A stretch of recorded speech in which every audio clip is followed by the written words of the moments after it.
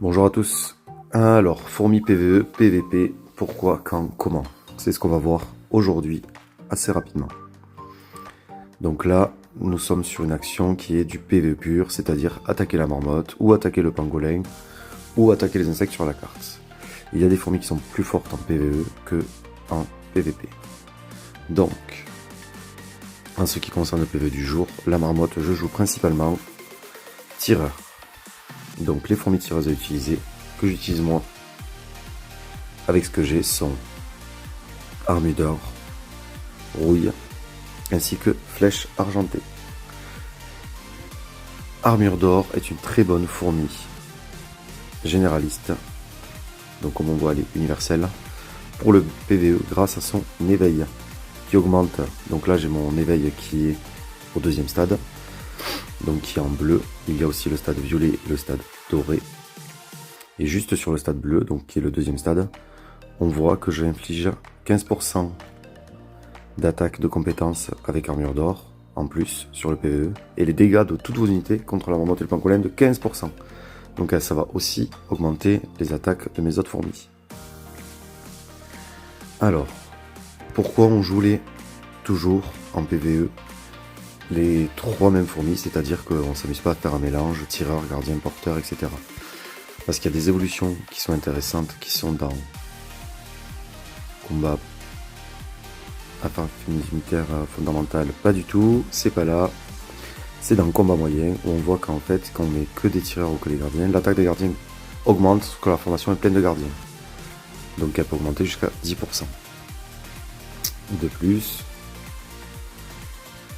il y a des fourmis, comme j'ai dit tout à l'heure, qui sont spécialisées dans le PvE ou dans le PvP.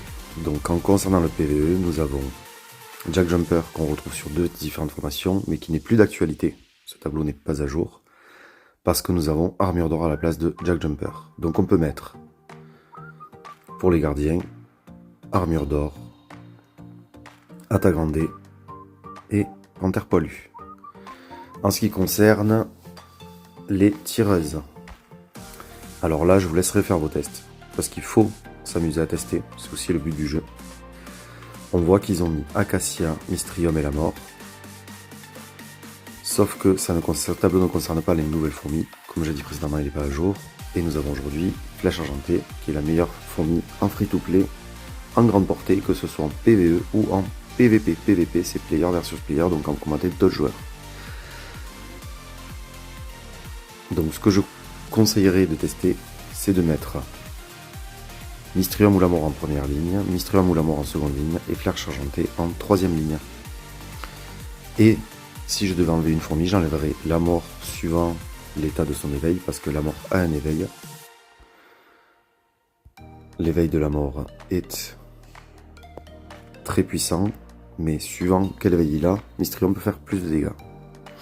Sachant que la mort est quand même ce qu'on appelle une fourmi feignante, c'est-à-dire qu'elle peut proc, c'est-à-dire les dégâts de compétences peuvent être très irréguliers. Donc, c'est quoi les dégâts de compétences? On voit que l'armure d'or a frappé 8 fois et a fait 12 millions de dégâts. On voit que couleur de rouille a fait 9 fois avec 14 millions de dégâts. Et on voit que flèche argentée a tapé 17 fois avec 18 millions de dégâts. Si je prends un rapport plus bas, on voit qu'en fait, armure d'or n'a tapé que 10 fois. Là, couleur de rouille avait tapé plus de fois. Mais flèche argentée n'avait tapé 14 fois comparé à 17 sur la fois précédente. C'est beaucoup basé sur ça, le fait que vous ayez des écarts de dégâts. Et ça, c'est ce qu'on appelle le nombre de fois où la compétence tape un ennemi, ce qu'on appelle le proc. Donc la mort est une fourmi feignante. Elle ne proc pas très souvent.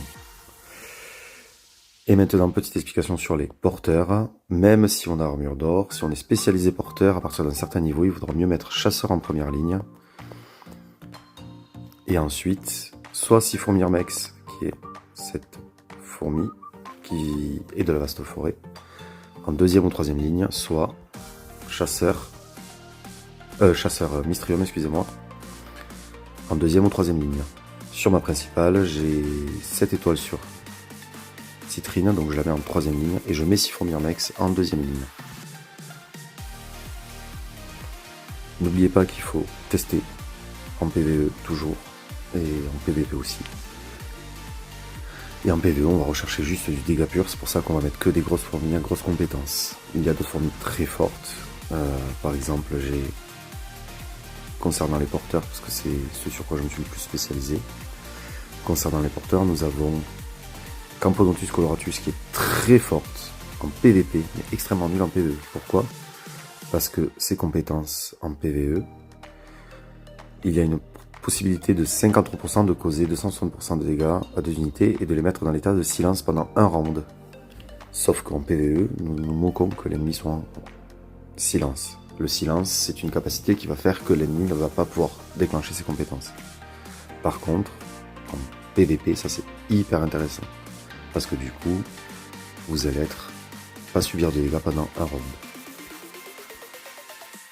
Pourquoi il y a une histoire de round? Parce qu'en fait, les combats, que ce soit en PvP ou en PvE, se passent sur plusieurs rounds.